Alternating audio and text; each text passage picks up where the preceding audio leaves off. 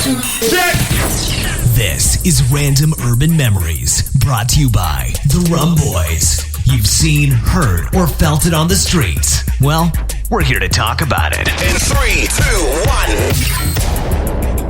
2, 1. All right. Hello and welcome back, everybody. Hi, everybody. Happy New Year. Happy New Year, Happy Christmas, and all that goodness. I hope it was a nice one. It was a good one.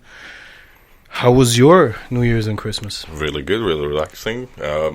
Stayed with the family, as always. Yeah. We ate a lot of food. And then I had like a training. One training session, which was in jiu-jitsu. It's like an open mat. So like you're rolling for like 1.5 hours. Yeah. But it was, you have two types. So with gi and without the gi, like the kimono. And this was the one without the kimono, which I haven't done for like 3 months. Yeah.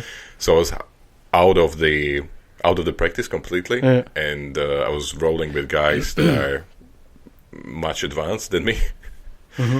So like, it was pretty intense actually. I couldn't really move for like next 3 days afterwards. Yeah, that was like I couldn't because I got choked once, so I couldn't really. When I was drinking water, I couldn't really swallow down anything. Fucking hell. And I got like cuts on my legs and stuff like that. So I had like bruises all over me. It's just like it was a really, really good training session, but afterwards, but a bit intense. You're kind of like the next day you were kind of just sitting there. It's like I can't move. I would like to move, but I can't. So but otherwise it was pretty good. Like we had a good time.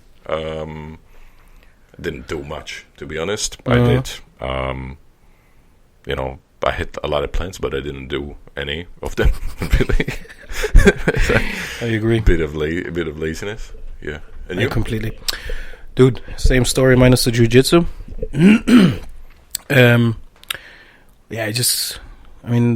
I worked a lot of Christmases over the last 10 years due to the hotel industry, so our Christmases were never, or New Year's were never that exciting. Anytime I did get off kind of thing. So my wife actually went working for a couple of hours. But it's for the little one. It was nice once she opened up her presents and all that kind of stuff and playing around. But afterwards it's back to normal, Yeah. And then other days that I was off, I did a lot of nothing as well. Yeah. Like a lot of nothing, and it was great. Yeah, it was really good. It was... Sometimes we had plans to be doing a lot of things, but sometimes you forget how nice it is to actually do nothing. Just do nothing, yeah. Switch off properly. Yeah, I was driving here, and on my way here, I was like, I should check like the stuff that should be going on in college in this semester. And I was thinking, like, why didn't I check it over the last 2 weeks? And I'm like, well, my whole plan before the holidays was like, I'm not going to do anything. Like, I changed the phone. I've lost like so many numbers. I can't find people anymore. So it's just like trying to go like I had like 50 numbers that didn't show up any names, and I was going through it. I'm like, +1. Who could that be from America? I didn't have any idea who could it be? And then I was checking with the people. I'm like, "Is this you?" It's like randomly texting people. Who this? Like what? Like who this? Facebook. Like, are you this? Are you this? But then I went to like after the. So I went to the town. To like I needed to swap a jacket for like a bigger size. Well, it took me. I had to go through like 3 different dance stores and go in because like I couldn't find the right size. And then I got to the one and like, like crazy woman like going after it. Don't touch it. Don't look at it. Like it's mine. And then I actually got 20 euros back because it was like in a sale. No, so really? It was like instead of 50, it was like down to 30. So I got like 20 euro voucher. Like, that's great. That's but awesome. It was gone because like mom wanted like some cushions and stuff like this. But that's cool. Right? No, it was like... Because I technically didn't have to give it to you. Yeah, that's what I was thinking. I'm like... Someone made a mistake. We were talking afterwards, and I'm like... That doesn't make sense because like anybody could do this. With anything. Because I know my TV is at least €450 cheaper now. return it. From 6 years ago, so I'm going to bring that back. But not Fuck it. 6 years ago. That's a bit... Kick up enough of a fuss, I'll be like, and you will get what you want. I was here in 2010. I bought this TV. I'm pretty happy with it, right? Yeah. But it doesn't fit the furniture. Yeah, exactly. B, there are better TVs now, so I'm not sure how you're going to top this. So what about making a deal that I'll give you back the TV and you will give me some money back and I can still buy another TV? at the reduced price. At the reduced price. Boom. But it doesn't really make sense, does it? No, like, not at all. Think about it now. I'm like, it really doesn't make sense. So I paid 50 for that one. Then it went down to 30 and you still give me 20 euros back. So they lost... No, do you know what they did actually lose? The cost of the jacket. That's it. Yeah? Yeah. But then... No, but you paid the loss of the jacket. Oh, man. So everything about that transaction was incorrect. Actually, I was studying Bachelor of Commerce, so just to put it down. You work in a form of retail, so... But anyway, well, it was a good deal, though. I should know. Nice, though. Nice. I wish I could do that. Yeah, I don't know, like... But is it like a standard? Like, you shouldn't really. Shouldn't. If you paid 50, then you should get 50 back. But she really gave it to you because it was 30 and then 20 euros back. Right? No, do you know what she should have done? She should have exchanged the jacket and left it at that. And left it. Yeah. Exactly. And because shouldn't give me the price at the time of purchase was €50. Yeah. So the item is the same. Yeah. And that's it. That's the exchange. Exactly, yeah. Jacket for the same amount of cash. Exactly. Yeah. So good for you. Yeah, I mean, like, good for me, but like, I care about Dunn's family. Where are they going? Like, there'll be cease and desist letters coming. Do they have money for their Christmas and stuff like that? I don't know. Yeah, I really want to hit I want to help them to hit the 800 million mark. 800 million. Or whatever. Guys, don't sell your shares to anybody else. I'm going to save you. I'm here for you. Remember those jackets that I bought? I'm gonna sell them back for sure for lower price just to save you guys. No, I don't want a voucher. Thank you. Yeah. No. Keep it, good woman of Down Source. I love you. I love you. We just met. Yeah, but I love you. And then sing some R. Kelly shit. Sing some R. Kelly shit. Yeah, that'll be already on an MP3. I'll be like, do you have like 20 euros in like iTunes voucher so I can download some R. Kelly shit? Cool. Yo, what I did want to talk to you about was a human augmentation in general, or the next step of evolution for humans, right? And this might get a little bit philosophical and heady, but I just find I'm just after recently reading a book by Yuval Noah Harari, and it's... Where is he from? I actually don't know. I don't know if he's Israeli or is he Arab. Yuval, yeah. I'm actually not sure, but by the name, yeah. No, that was my audiobook, by the way. We're getting sued. And you use a copyrighted part of the book. Uh-oh. Sorry. Don't sue us, Audible. We love you. I'll give you a voucher. Give you a voucher, but they give you a discount. But the book is called Homo Deus, A Brief History of Tomorrow. Homo what? Homo Deus. New man. Oh, don't even go there. Homo Deus. Yeah. Yeah. And it's basically the discussion of where are we going as a species? Where's our technology going as a species? What moral implications does it have? But it's a nice discussion about like the origins of morals, and how does religion come into it? How does spirituality come into it? How does even biochemistry come into it? So from the basics right up towards the future of AI and relinquishing control to data centers and all that kind of stuff. Yeah. That was a terrible summary of the book, by the way, but those are just some of the topics covered, and it covers them in really, really good, careful detail, and very interesting as well to get a viewpoint, on it. And yeah, human augmentation. I don't know. Oh yeah, sorry, that was only one small bit of the book that it talked about, and like for example, bionics and all that kind of stuff. I mean, what if you think of prosthetics, for example? or even a glass eye. Like, those are all forms of human augmentation.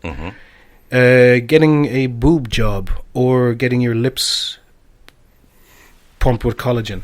Yeah. That's a form of augmentation as well. Yeah. Or elevating your intellect and by learning a lot is also a form of mental augmentation as well. Well, I guess so. You're improving. But it's not forced, is it? It doesn't have to be forced. Like, not forced by like third party. I mean, no. But well, then again, if you're pushed to learn, you know, like these child prodigies or whatever. Yes, they do have an incredibly good aptitude towards it, but they're just getting pushed and pushed and pushed to become the most insane pianist at the age of 7. You know, that kind of thing. Look at me. I actually stopped playing piano after that. Did you play once you hit? Yeah, I mean, like, after 7, stopped drinking, smoking, and playing piano. Your life got real. Can't do this anymore. I can't do this like so many girls. But say, for example, right? If you could be given the offer of getting a bionic arm, right? Yep. If you would lose it or just replace it. If you could replace it bit by bit. And we're talking about, try not to think of bionics now that we have in this day and age. I'm talking about, say, it's like some future tech kind of stuff or whatever.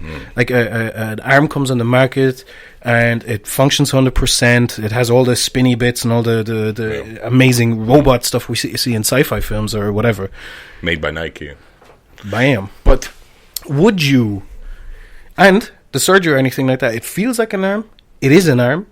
To you, it feels like an arm, and possibly, well, it doesn't particularly have to look like a robot arm. It could have like perfectly your own skin on top of it, but it carries out functions better than your arm now.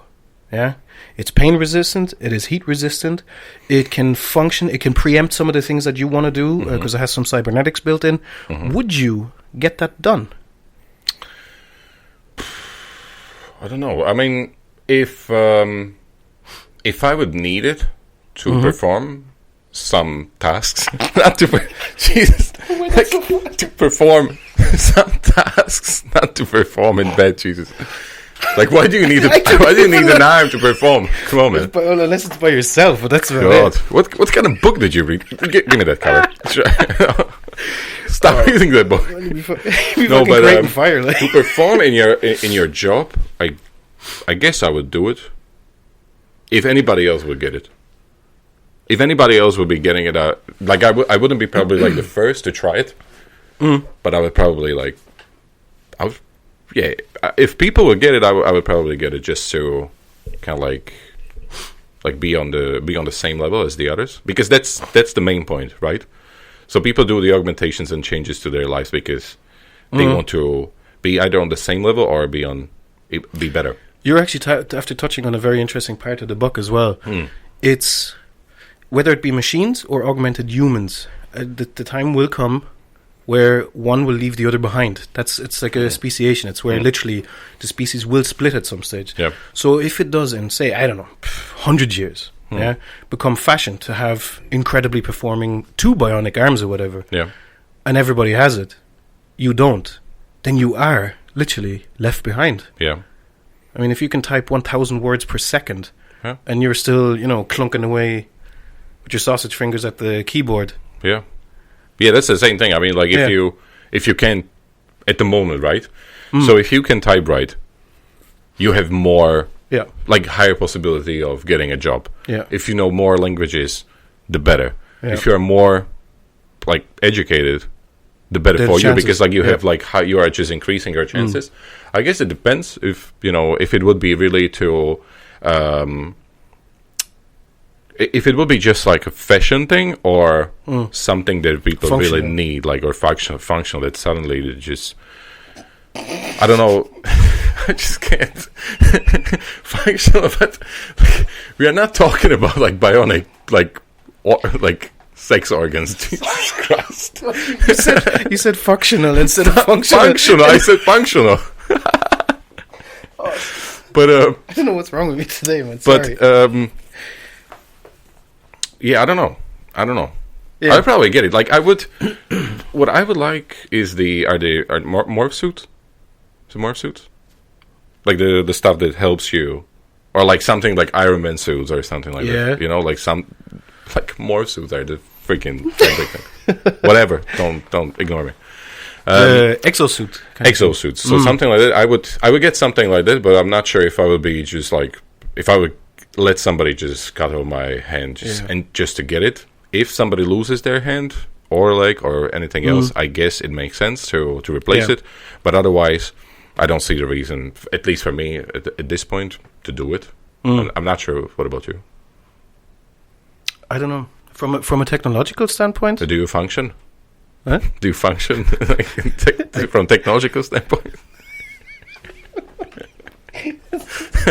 Childish, I love it. I don't know. Like, see, I'm fascinated by this kind of stuff. I'm absolutely fascinated by it. It's the same as like Google Glasses. You know what I mean? But they're already at the stage now of compacting projected screen that they did on glasses. Yep. They're already at the stage now of putting it onto a contact lens, for example. So imagine being able to walk around and being able to browse, pull up information that you need, take a snapshot of something. That's it. You're consistently connected.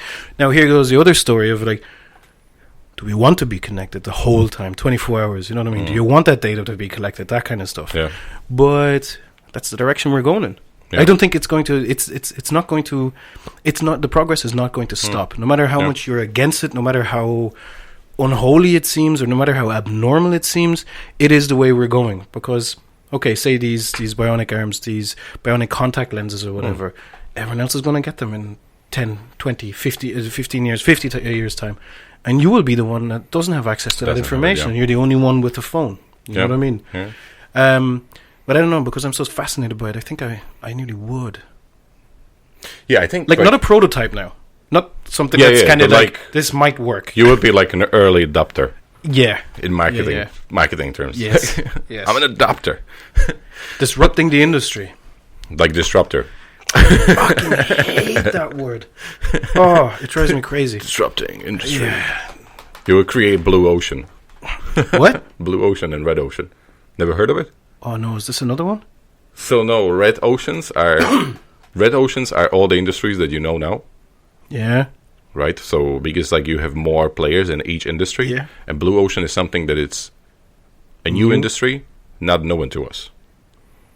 So right, so let's say somebody comes up with like these human augmentations, so they will be the first player, and they would be creating the whole thing, and they would basically create a market where there are no competitors to you, so they are irrelevant. So you can play with pricing, you can play with different. You don't have to be different to anybody else because you are the only one. You are the only one who is doing this. So. I know it might be like similar to iTunes, you know, like all of these these things that actually take some time to be copied, but usually every blue ocean turns into red because like more people are kind of like that. So that was just like why with these marketing terms that drive me absolutely fucking crazy. Disrupting the market or disruptor and disrupt. I hate it because disruptor is another word for innovative. That's it. It's no more. Yeah. Yep. And it's very big at the moment. Or it's the same. I was reading I think it was a Forbes article about, like, for example, the cloud. Yeah. And you're like, it's a neat term. We'll save it in the cloud. But the same as before, it's on a server. Yeah, people actually don't understand what cloud is. It seems like you're sending it up in the air and it's stored somewhere. Yeah. But again, but then again, data server or data warehouse doesn't sound as exciting or as snappy as cloud. Yeah. But these terms, it's like, red ocean or blue ocean. It's kind of like, well, how about new? Yeah. Yes. New. It's like like a lot of people, like they have to kind of like, rephrase the old like buzzwords and create new buzzwords. So that's what they are creating. Which is kind of ironic as well, because they're talking about new technologies that are kind of based on the ideas of older ones sometimes or whatever. So the irony of not recycling words This is like the Is there? fifth year that I'm, because like Yeah. I studied that part, so this is like the fifth year that we hear innovative, disruptive technology, and like all of these buzzwords, benchmarking, and it's like we have one classmate. He's always asking the same question. Everybody who's kind of like teaching us, and he's like, so how do you benchmark this? And how do you benchmark? Huh? Yeah, really? He's like always the same question. So how do you benchmark quality? How do you benchmark this? Yeah. So I don't know. Like he had like an example. He said, so when I speak about whiskey, everybody connects whiskey with Scottish because it's Scotch. Yeah. And I'm like, not really. If you like whiskeys, you don't really care where they come from. So it's like, yes, Americans call it Scotch because that's the usual term, right? But like, if you call whiskey and you know that Jameson is Irish whiskey, then you just call it Irish whiskey. But he was like, how could Irish market bring more attention to its whiskey? I'm like, they already have their attention. It's just like there's dedicated teams in these drinks companies already talking about it. Yeah. And sometimes you have these people, and these people are like studying like masters and doing they are in different industries for a longer time, and you are just sitting in the class and you're like, what? And I'm like, I'm the youngest in the class. Oh really? Yeah. I'm the youngest. I was the youngest also in the previous in bachelor. Yeah. And I'm just sitting there and I'm like, what? Like, how can you come up with this kind of crazy questions? Like, oh yeah, because like Americans call it Scotch. So what are we going to call it? Call it, if it's Irish whiskey, Irish. I don't know. It's just like it doesn't make sense. That doesn't. Anyway, to get back to technology. Yes. Right. If you would have money, right? Would you buy Tesla, the new car? Yeah. Would you buy it because it's an electric car or because it has the option of autopilot? Or would you trust it with the autopilot function? Fantastic, you brought this up. Yeah. Amazing, you brought this up. To be perfectly honest with you, the environmental factor wouldn't actually come into it. In my decision. Yeah. No, sorry, it's an added bonus, but it's not the absolute precursor for me for buying the car. Yeah. Because as energy efficient and everything as the cars are, they take a lot of incredibly toxic and dangerous and very, very hard to get materials. So the actual process of making these cars is possibly more harmful than the actual running of them actually in there. hurt more than any exactly, engine, because they have to be at some stage disposed of that kind of thing. So we're not quite there yet. We'll get there, but we're not quite there yet. So, but for me to decide to buy the car is not the reason. But in terms of autopilot and everything else, the tests that they had for all the Google self-driving cars and Tesla themselves as well, they had their failure rate is, I think, 0.0001% or something like that. Every single crash was caused by a human interfering with the car. Yeah. Or the car doing something, somebody pulling into the car or whatever. It's pretty much always been a human. Yeah. Yeah. Strange. Because the computer can process something that our human minds never could. And did you see that recent footage of the Tesla predicted irrational behavior, gave a warning beep and pressed the brakes automatically before the crash happened? Jesus. It didn't react. It's proactively changed it. Yeah, it proactively engaged the situation, pressed the emergency, let out a loud beep, and then, a split second later, car pulls into another, and a pretty big crash on a highway somewhere. Wow. Yeah, that's something only a machine can react to in that nano millisecond time frame that we can't react in. Now, I had a discussion with a colleague of mine, and they said, like, yeah, well, you know, it's still unsure. You're giving the control over to a machine, and this is the philosophical question of, do you allow this control to be taken?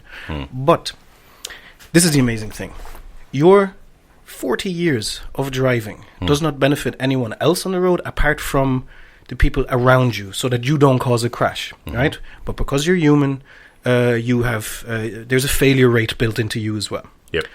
But the fleet of Google self-driving cars, anytime something happens, a new situation comes up, and the cars learn from it, the entire fleet knows it without ever having to encounter that situation before. They instantaneously know how to deal with that situation because it came up. Machine learning.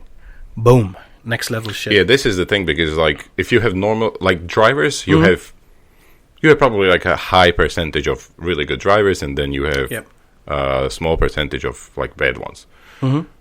But the bad ones don't actually learn from the good ones after you finish your driving school. So this is the part, this is the gap that kind of like machines help. And I think this part would be, I think this will be the biggest challenge for them to kind of like overcome this gap until more and more people start to use the electric cars. Because the problem at the moment is that they have, you have like these electric cars, and then you have normal cars. But they don't communicate. So like, how are you going to, like, even if the prediction part is very quick and all of that, you still have the human error, the machine error. If, like, car might broke down or break down or something like that. So until all of them start to communicate, then that will be the biggest challenge for them to kind of like go and say, okay, well, you know, now, you know, it's really safe. I think Volvo is really into all of these, the trucks as well, things. Yeah, the trucks. I've seen the ad for the truck. It's amazing. It was crazy how quickly, how fast it actually broke down. Actually, how fast it was braking, and how quickly it reacted. Same with Mercedes. Like Mercedes, amazing. Like if you're not going to buy Tesla, buy one of the German cars, because like they are really, really, like the new generations are so freaking good at the moment. They predict, like obviously, like automatically. They keep you in the line. You will never go out of the freaking line. Yes. They will even react to they will take the speed limit, and if you set the automated speed limit to the speed limit that it's there in the area, it will just slow down the car automatically. It will keep the distance in the back, in the front. So, like there is just like a small step, even without the connectivity and like communication, small step away of having automated cars. That's it. But then, and this is what I always wonder, at that point, do we really need cars? Why don't we just start to move to public transport? You know, I think this is the part where like countries and like people in society will need to decide whether it actually makes sense to keep driving cars, because then if it's automated, yes, you have the freedom and you can go wherever you want, but usually, like I would say 80-90% of the time, you usually do the same routes. So you go to work, back from work. Yep. You maybe go to the training or like go to town, and that's it.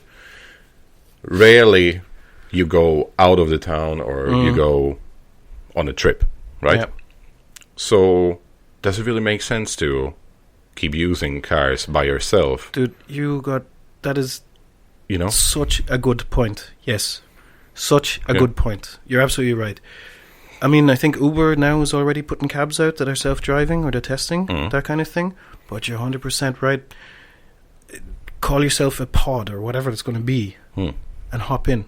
It'll take you there. Yeah. And that'll become a cheap form of transport. Yeah. The car is going to be constantly charged through solar roads or whatever the hell is going to be in the near future. And everything will become public transport. There won't be any need, because you can get from any point A to B cheap, efficiently, and 100% safe. Yeah. 100% safe. It's simply impossible especially if there's no human interaction. For example, you can't, in a panic, override the system and push on the brake and then cause a crash or whatever. But you're right. Make that public transport. If you know an electric Uber cab will come outside your door, it only needs to cost $2. Which will cost, it'll cost you dollars, I don't know, euro. But the petrol in your car might cost you €4. Yeah. There and back. 5, 6, who knows, depending on what you drive, you know. So you're 100% right. That'd be a lovely future, actually. Yeah, and there will be no traffic. There will be no. There can't be any traffic jams and all of this stuff because everything moves perfectly. Or you don't even in a schedule. You know, like that's the thing. Like it would move in a schedule. Yeah. You know, but at this point, like for example, in Ireland, like if you look at the public transport here, it's like I don't like to judge, but it's horrific. It's crazy how like the government claim. I'm not sure whether they are claiming, but it seems that everybody seems to be fine with this situation. But like if you compare it to any other country, UK, Germany, France, the public transports there seem to be much better. Yes. Right. So let's say when I wasn't driving the car and I was taking a bus from time to time, I was always late for work. Yes. How can that happen? Like why don't you just think when you create the whole schedule? It's like, okay, so this guy needs to. So let's say if we have a scenario that this guy needs to go from there to there, and he constantly misses the second bus that he needs to jump on. How can that system work when you don't give the options to your customers? And customers are like, fuck it, I'm just going to drive my car.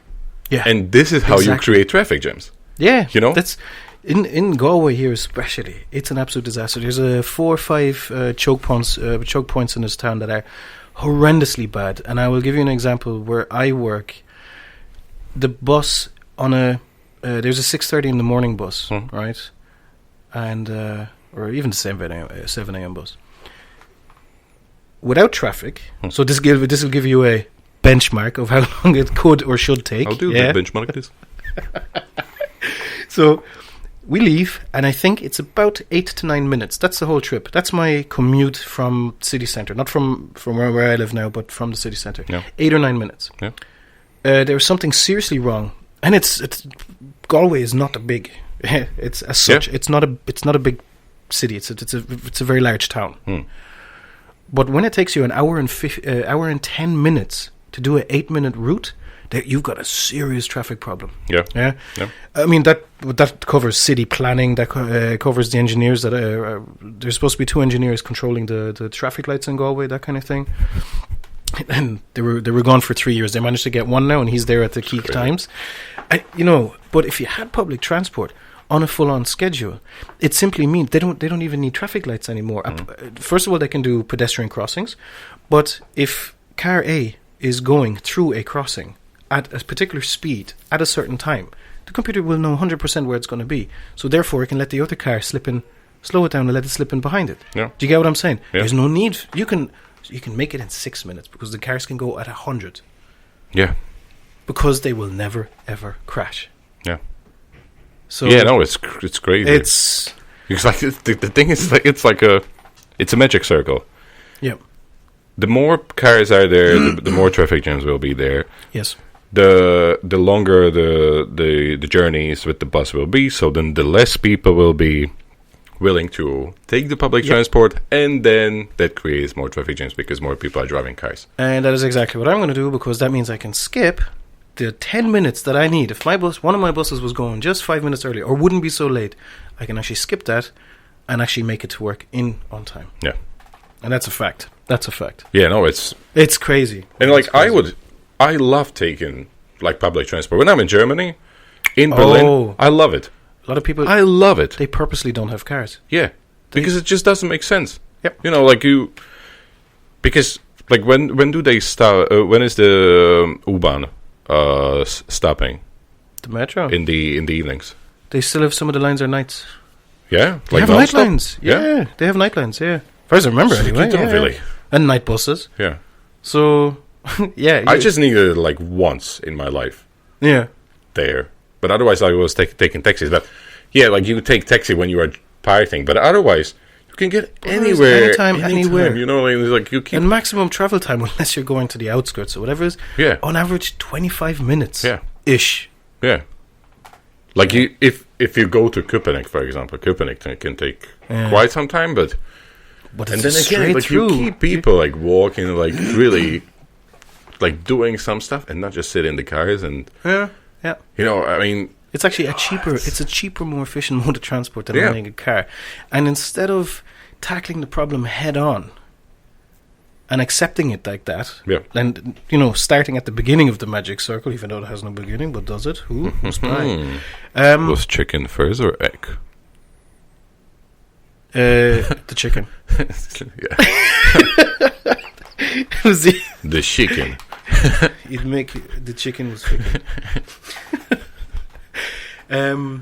So there you go. So instead of the government then turning around, or governments turning around and saying, you know what, we need to make the best public transport system so that people don't want to use cars. Yeah, because like if you look at half of Galway, you don't have bus lanes in half of the town. Like Trim Nope. Road, no bus lane. Nope. And that's one of the biggest roads and biggest kind of like means of bringing Nothing on it. bringing cars in. How are you going to solve this? I don't know.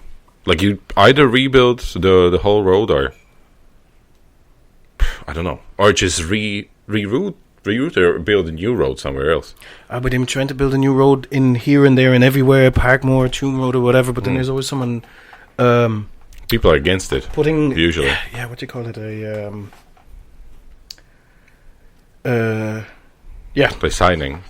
Yeah, exactly. Yeah, Yeah. sorry, they objection. There you go. Yeah. Objection to the planning or whatever it may be. And it's just it's consistent. Same our way also. Yeah. Like you just can't move because like there are so many communities against it. Yeah. Then in the end it will just stay as it is, and Yep. we'll just spend like 1 hour on like 1 kilometer of the road, and we just chill in the car.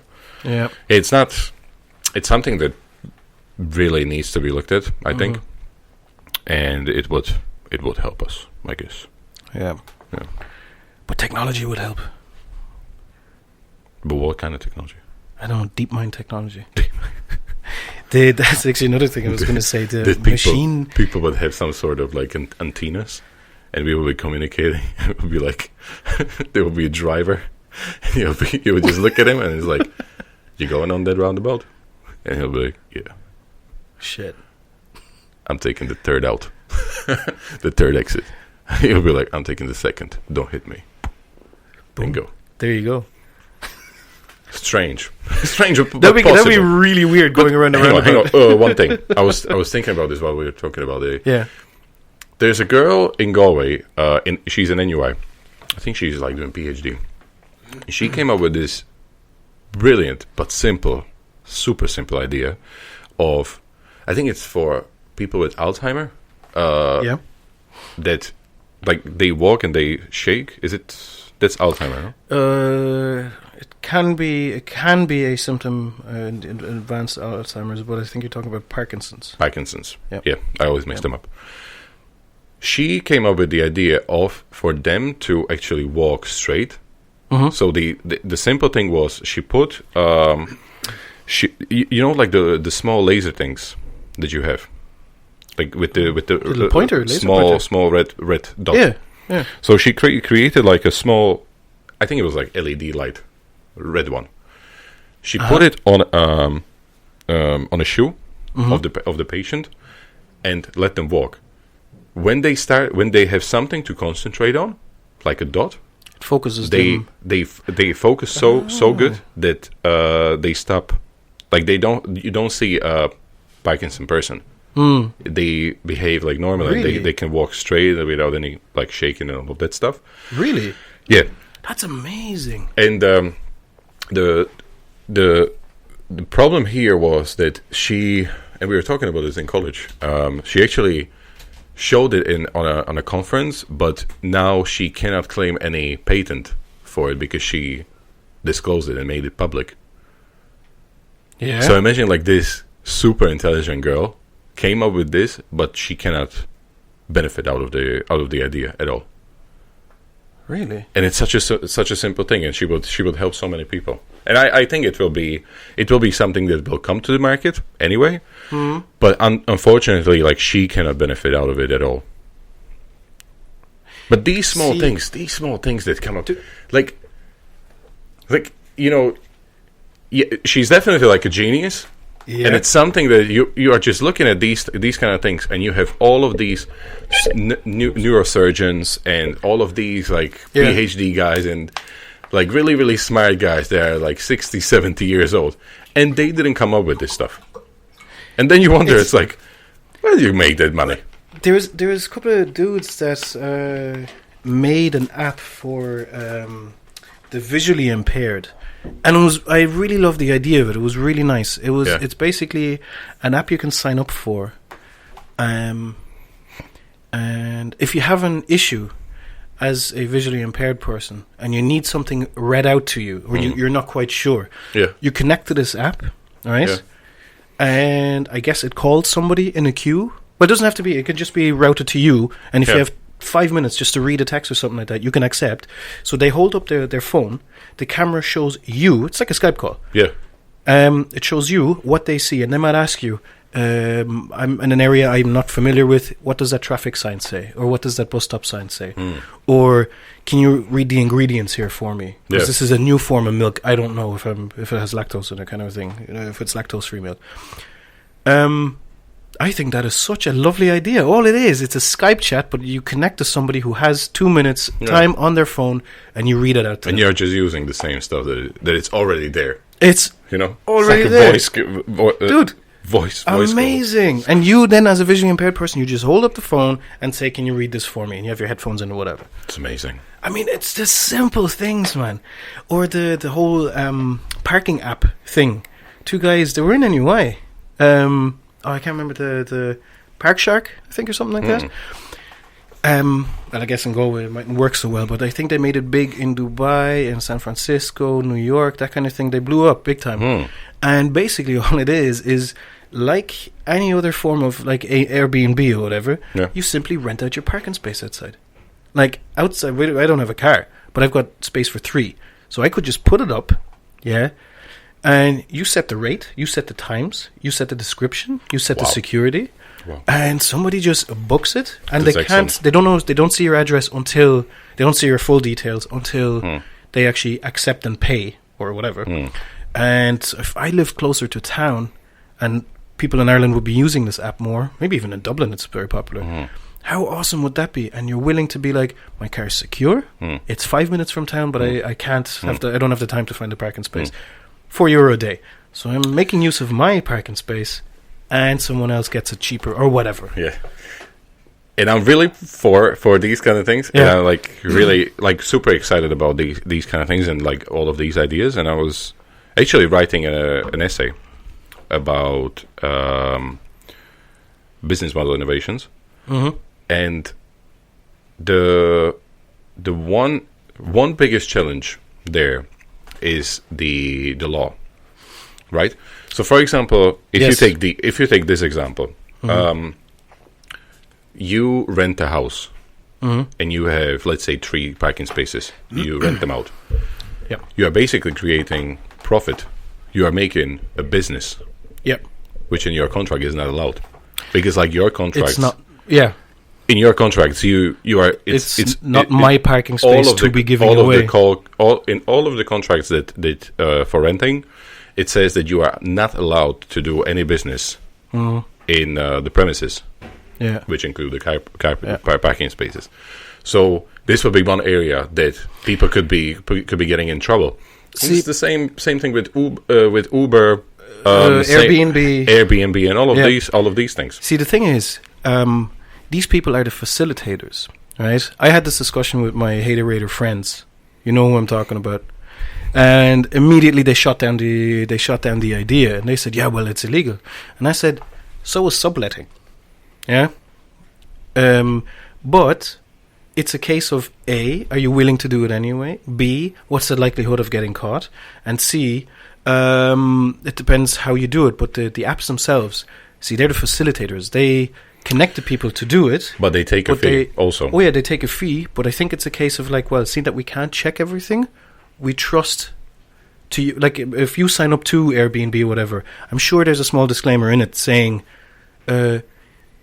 like Uber or Airbnb will not be associated with any illegal activity.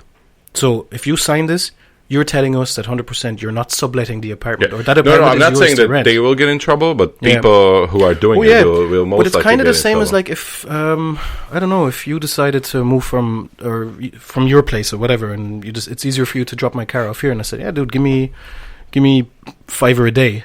It's the same principle. It's just I'm doing it with randomers. Yeah, but like it can be tracked. That's the thing, and I think like so you get two problems. So there is no law in majority of like European countries to cover all of these new apps and like all of these new platforms. Well, it's new.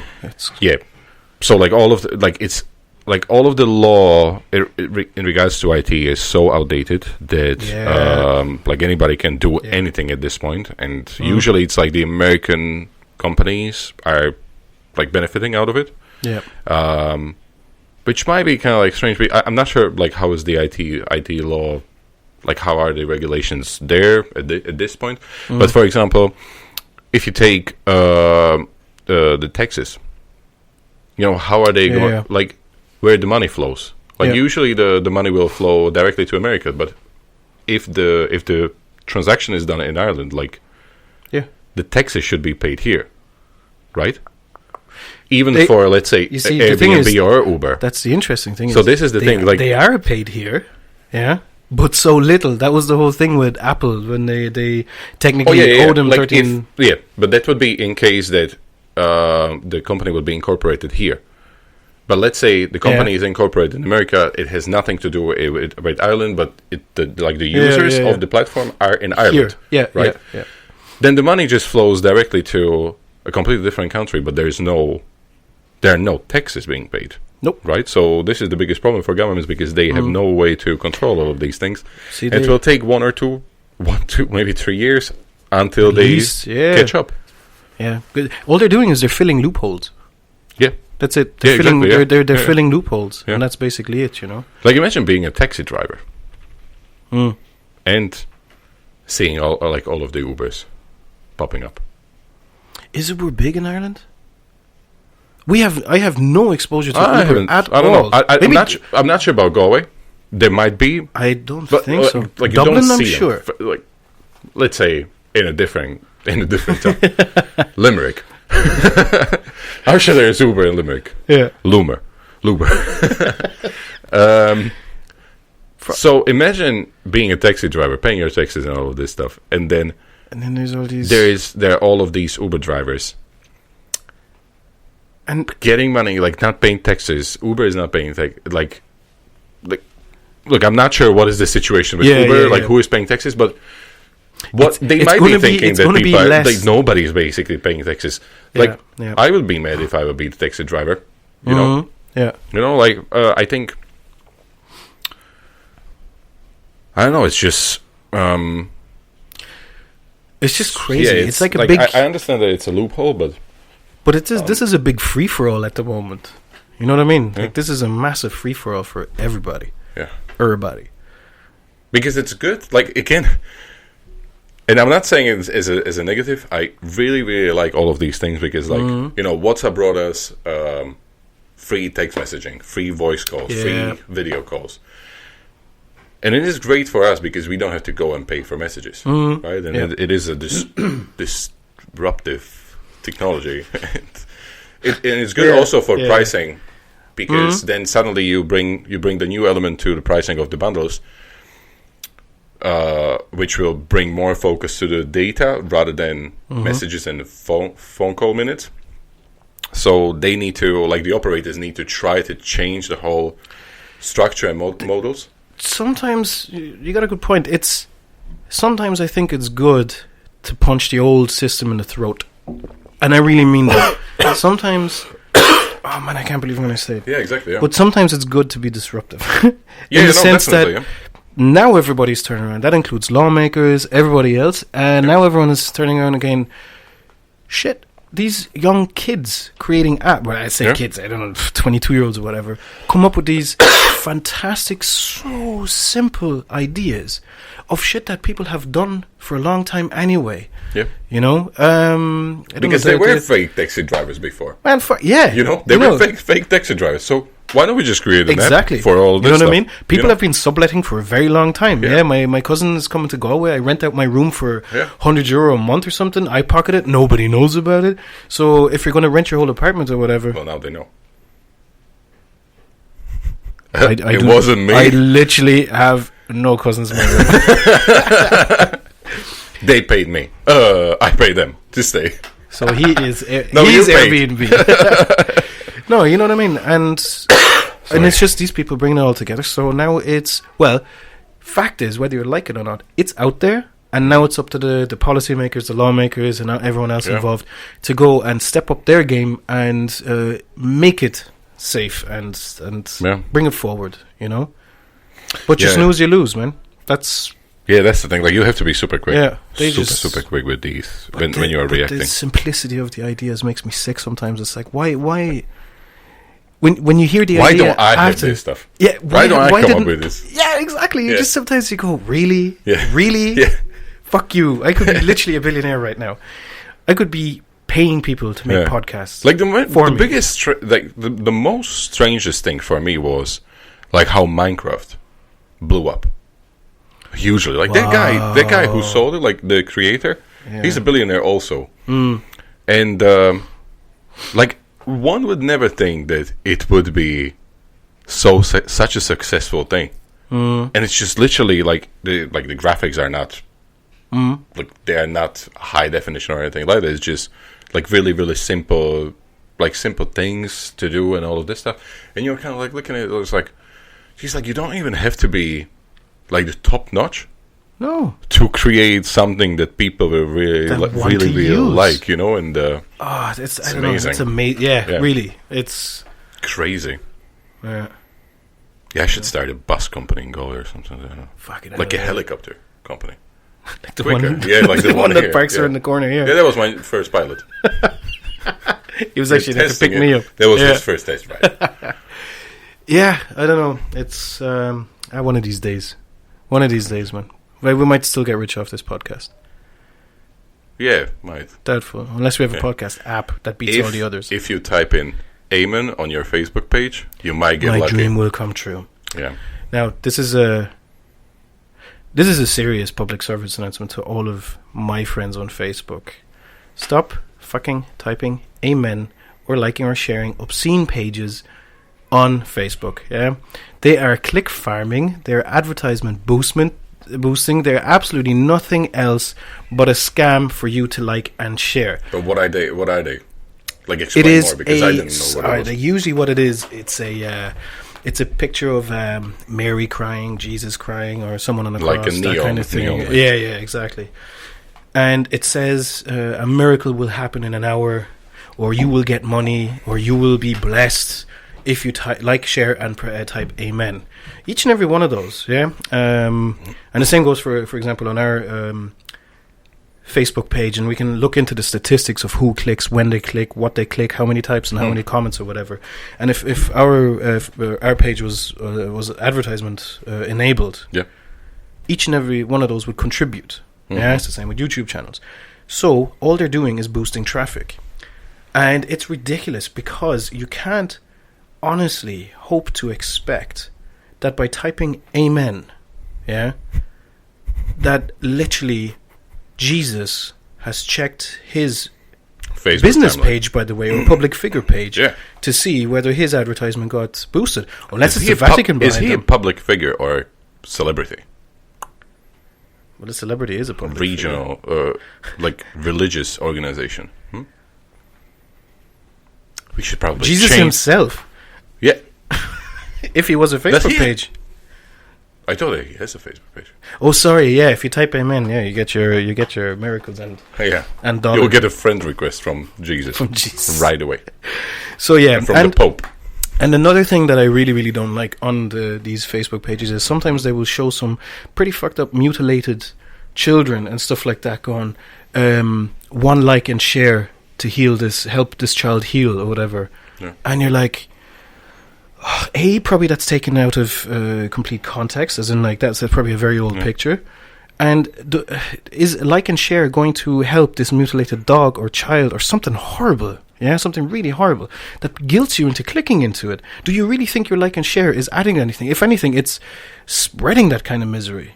Yeah, and it's not. And there's these like the people that do this, like the people, not the people that write and like comment on all of this and like kind of like get caught, but people who come up with these ideas are like, I think that they're really sick. Like they have nothing better in their lives to do than creating all of this stuff. Like if they would put like energy into anything.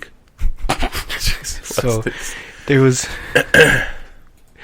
I am just after pulling a picture for David. Yeah, sorry to interrupt you. That's just I thought about it. There's a dog with a piece of ham on his face, and they got people by liking and sharing this picture.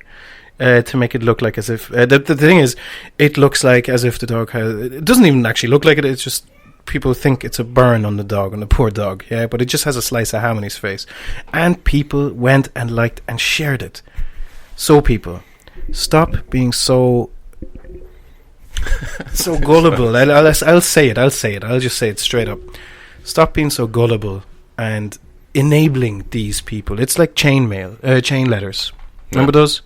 And if you don't send this to 10 people or whatever, you'll get bad. All something of this. like that. Oh God! I mean, if you go back a couple of years now, before the days of Facebook or whatever, yeah, and somebody posted an image of whatever it is you see, and it said underneath, send a letter. Would you actually go write a letter, amen, cut it out, put it into your envelope, pay your stamp, and then post it? And what do you think would happen? Would it land? Like, I don't know. I don't get it. I don't get it. All of these, like, because it's a Nigerian letter scam where they send you all of these things in or when you get a car key and it's like, oh, you want a car? Like in Slovakia, it used to be a thing. Really? Like, where you got like it wasn't a real key, or it was far away from a real car key. Yeah, and it's like, oh, this is the key from your new car. So like now you have to call and pay small fee to get your car. Like people are falling for these. People are falling for these like for such a long time, and like like I saw an example of one woman that fell for these. I think it was also like a Nigerian letter, and the guy kind of like got her on a dating site. Mm-hmm. She sent him within a couple of years, 80 grand, 80,000 pounds in total. She got into debt. She mortgaged her own house. Yeah. I think it was probably more than 80. Yeah. I didn't want to say like very high, but even like 80. It was such a high amount that her daughter said that she won't be able to pay it out until she will pass away. Wow. And she never met that guy. She just sent it to him over PayPal or through accounts. It's like, how can you be like? But this to me, like, this is pure stupidity. Like if you do all of this shit and you just don't realize that somebody's scamming you, aren't you just naive and stupid? Don't you really deserve to be scammed? But I think if you do something like this. But I think more of it's a mixture of naiveness. Yeah. But also they prey on things like loneliness or something like that. Yeah. Maybe they haven't gotten a man, and then this handsome man turns around and goes, "You know what? You are the most beautiful woman I've ever seen." That's so racist. You know, that's an woman. No, you know what I mean. Yeah. And then all of a sudden you're like, "Wow, that's the nicest thing I've heard." And they're like, "Well, I can only come over if you send me, I don't know, €200, and then I'll book my flights." Yeah. And then you send 200. I miss my flights, but I really want to see you. And saying all these nice things. You know, I guess it builds up. You know. That's the only way I can see it happening. Like I can't imagine getting a phone call and be like, right, can you send me €5,000 tomorrow? A lot of times it's actually not only these, but kind of like greediness in terms of like investments. There was a scam in Slovakia, not scam, but they were It was it was a company that pretended to be like an investment bank. Yeah, right. and they were giving out like the interest rates were over 20% usually. That you gave money and you got 20% 20% back. At one stage, it was 45%. So they were getting all of these people who had like a lot of savings, a lot of money. So like all the people who didn't have any families to give the money, they were giving all of this money to this company. It was like 2 or 3 companies, 3 big companies in Slovakia.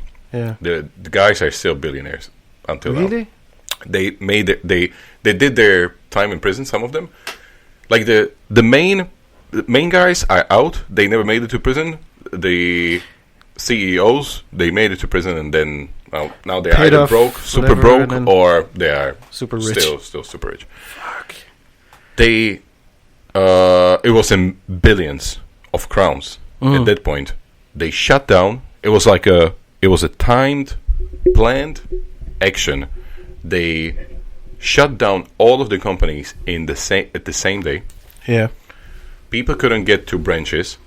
Suddenly, all of the money was gone. It was in Cayman Islands. Yeah. And this was going on. This is going on since end of 90s. And people from that era, they still don't have their money back. Plus, majority of those were elderly people that might passed away already. That's insane. It's crazy. And then you are thinking, it's like, are you really so greedy that you really think that you will get 20% on top of that? When normal bank gives you what? 0.02%. 0.02 or whatever. And then you really think that these guys are so intelligent and making so much money that they can afford from their profits to give you 20% back. 45%, Shane. Fucking bullshit. At some point, it was 45%. That's insane. The people again, like, because then you have like all of these speculative like economists and all of these guys, or like the white collar gangsters. Yeah. People who knew what is going to happen, they cashed out. A couple of days before it happened, and like all of the old people, all of the people that like I know personally people who put money there and lost the money. But again, wasn't it just greediness?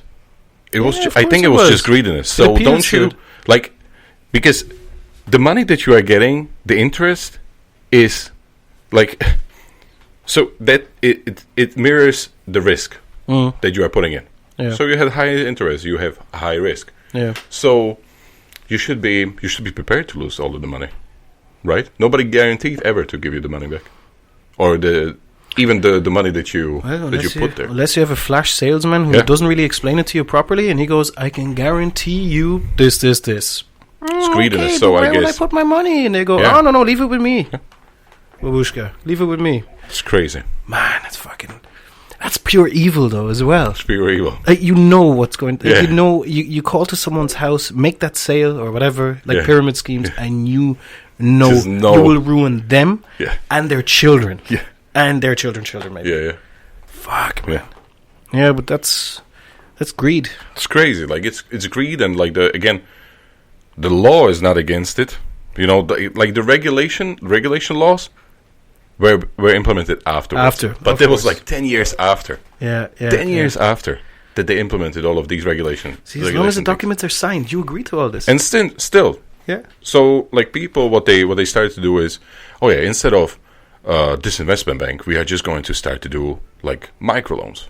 Because microloans were not regulated. So we were giving all of these microloans. They never did any checkups on those people because they didn't want to do any checkups. Then people had no money to pay off those loans or the leasing or all of that. And that was the main thing what they wanted. They don't want you to pay off. No, that's the whole point. They want you to get into trouble, to get into the magic circle that you just cannot go out. Then they will add more interests. Then they will put it into solicitors. Solicitors will start to add onto it. Then what they do, they sell this debt to another company. That adds another fee, another interest. I'm not sure if it's actually here in Ireland. I don't think that it's that bad. But in Slovakia, it's a normal practice that your debt can be sold multiple times, and you end up, let's say you take 1,000, you can end up paying 20,000, and it's not regulated. You can end up being in debt for 20,000. That is nuts, man. That's it. Should be. I would say, okay, well, if it should be regulated. And it's like you cannot pay more than such a certain such. amount. Yeah. Or if you had a debt against somebody, then they cannot sell it to anybody. Yeah. Then the debt is with that person. If you just can't get the money back, write it off. It's your problem. You didn't do the checkup. Yeah. But they sell it to all of these companies that they are accumulating all of these debts.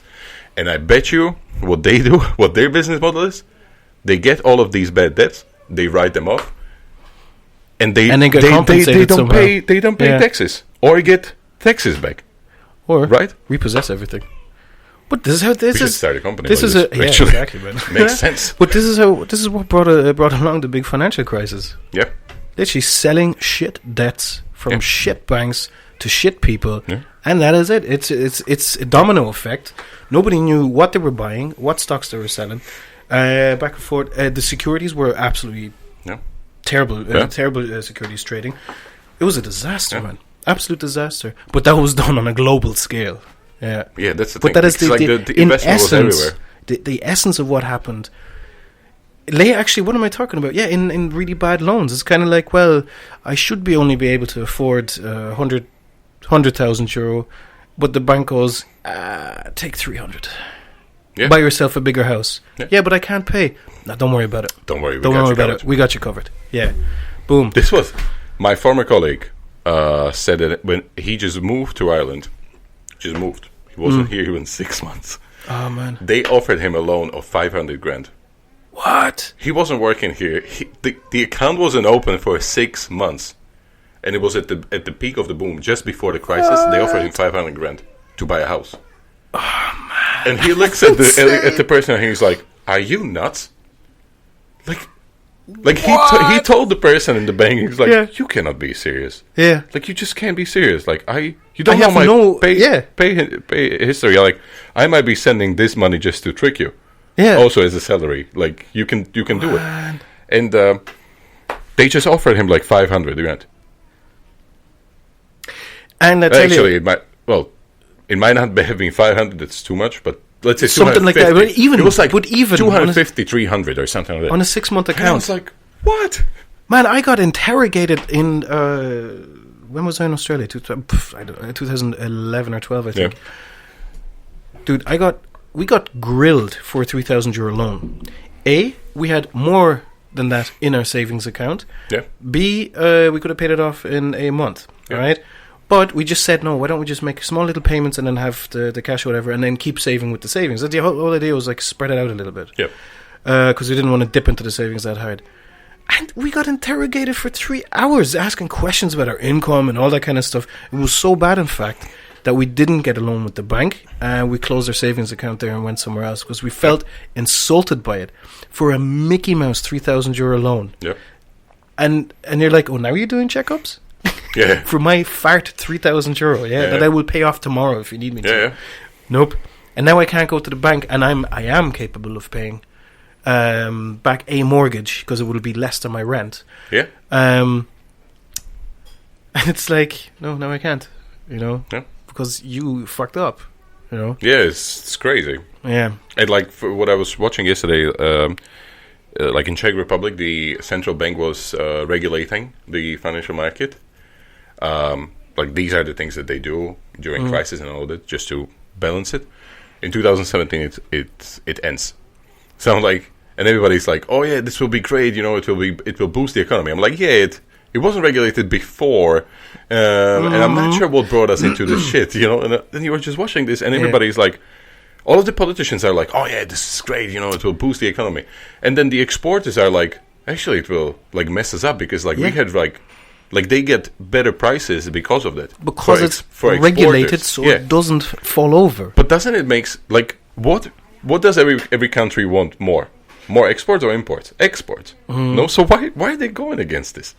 You know, you're Dude, just looking at all of these things. It's rampant free market capitalism, and the thing is, less regulation globally. Yeah. That's why these companies are laughing all the way to the bank. They're like, nobody wants to touch them because they're too big to fail. Now it's companies instead of banks. Yeah.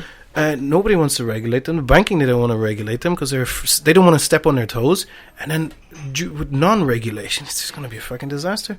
Because of lack of regulation, the banks were able to pound everything they wanted to into the ground and walk away with winnings. Yeah. Simple as that. It's as simple as that. Yeah.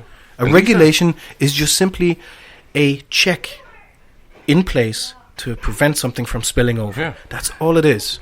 But it can limit profits short term. So. But normal, like, folks, like, anybody, like, people, random people just don't, they don't realize what is going on in the no, you know, like, if you look at this, as I said, like, exports should be higher than imports. Like, these are the things that you learn in the first year of college. Any economy oriented, business, commerce, like business college. And they still do it. And nobody is like, why are you... I think the money is so big, it's big enough to ignore the rules. Or big enough to ignore common sense. Yeah. I think that's really it. Or like, when this happened in... I think it was actually here, when during crisis the minimum wage was brought down, was decreased. No, it was capped at... Or it was capped? I think it was brought down by like 50 cents or something. Was I can't remember. Well, basically, it had the effect that people didn't need to go to work. Oh yeah, because the benefits were too because good. The benefits were like when you took out all of the costs, and compare unemployment benefits and the minimum wage that you will be getting, you'll be just sitting at home, and it wouldn't make any sense for you to.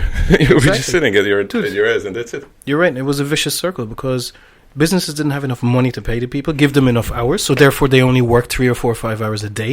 Even the problem is it was below the limit, so you need to make it worth their while. Yeah, but this was also like one of the biggest things. One of the biggest things that you learn in the first year is actually in Slovakia. If there is a crisis, do not bring down the minimum wage. And like they show you 3 graphs. This is why you don't do it. Yeah. You show up and it's like 2008 or 2009. Exactly, it pushes the buttons. And they just do the same thing. And you're like sitting there and watching. It's like, like I'm a student. I didn't know professors or anybody in the government who would tell them. It's like, hang on, maybe not this way. Yes, it will cost us more.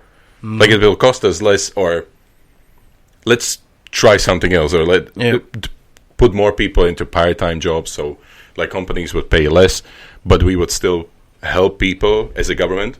I think part-time work would make more sense because you would have more people working. In reality, like more people would be employed in some shape or form. In some shape or form, rather than having unemployed people and not teach them the habits for work. And especially with keep them in work. Yeah, especially with like young people. It's like super. They don't have the habits of working properly. If they get into this kind of situation, like the global thing. It's strange.